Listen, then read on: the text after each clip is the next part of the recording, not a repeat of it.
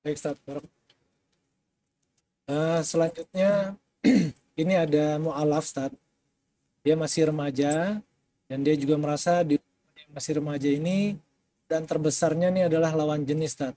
Nah, ini bagaimana menghadapi godaan-godaan seperti ini, Ustaz? Tafadhol, Ustaz. Ya, barakallahu fikum. Ahibati fillah. Rasulullah sallallahu alaihi wasallam mengatakan, "Ma taraktu fitnatan asyadda 'ala rijal minan nisa." Aku tidak meninggalkan fitnah yang lebih dahsyat buat laki-laki lebih daripada wanita. Itu godaan lawan jenis. Terus bagaimana kita cara menyelamatkan diri kita? Ikut aturan. Ketika kita berjalan di jalan yang berbahaya, umpamanya dikatakan jalannya ini berkelok licin dan naik, apa yang harus kita lakukan? Ikuti aturan. Kalau dikatakan nggak boleh lebih dari 40 km per jam kecepatannya. Terus kalau dikatakan pelan-pelan, ikutin pelan-pelan.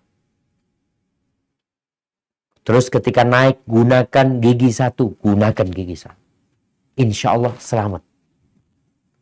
Nah, sekarang bagaimana Islam membuat aturan dalam bergaul dengan lawan jenis ini? Ikutin aturannya. Aturannya apa? Tundukkan pandangan. Jangan menyentuh lawan jenis yang bukan mahramnya. Jangan berduaan dengan yang bukan mahramnya. Karena setan yang ketiga di antara mereka. Kemudian ketika berbicara dengan mereka, yang ada perlunya. Jangan kelebihan ngomongnya. Yang perempuan juga ketika bicara diperintahkan untuk tidak berlemah lembut ketika bicara, yang tegas berbicara. Jadi insya Allah kalau aturan ini diikutin kita akan terjaga. Tapi Ustaz, udah melakukan itu Ustaz. Tapi godaannya ini masih kuat sekali. Puasa. Tadi kita sebutkan Nabi SAW memerintahkan kepada pemuda-pemuda ini yang pertama kalau bisa nikah ya. Nikah segera.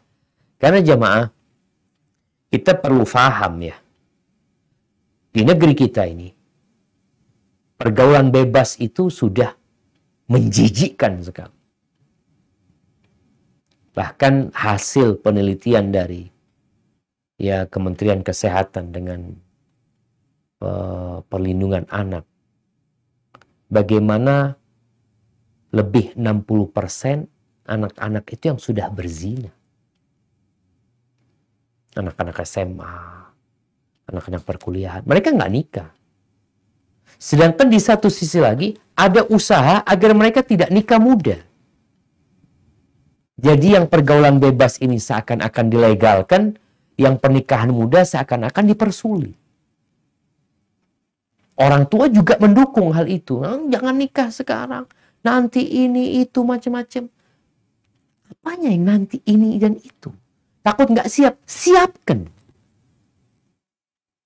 Mereka siap loh untuk berzina. Mereka siap. Dan sarana untuk itu terbuka sekali. Kalau engkau ingin menyelamatkan putra-putrimu, ya selamatkan dia. Yang pertama diselamatkan dengan apa? Ya jauhkan dia dari pergaulan bebas. Ajarin dia agama, suruh dia menundukkan pandangan. Kemudian suruh dia puasa sunnah. Aduh sulit untuk itu. Nikahkan dia. Takut nggak siap, persiapkan untuk nikah. Kita ini memang nggak punya lembaga yang mempersiapkan anak antang untuk menikah. Apakah kita berpikir anak kuliah itu mampu menikah? Siap untuk menikah? Apakah yang berumur 25 tahun itu lebih siap untuk menikah daripada yang umur 20 tahun? Enggak. Ada yang umur 30 tahun nggak siap untuk nikah. Nggak pernah diajarin bagaimana sebagai seorang suami yang baik, menjadi istri yang baik. Karena memang secara perkuliahan yang ada, materi untuk menjadi istri, untuk menjadi suami itu nggak ada. Kecuali yang kuliahnya memang kuliah agama. Maka seharusnya mungkin nanti, wallahu alam, semoga ada.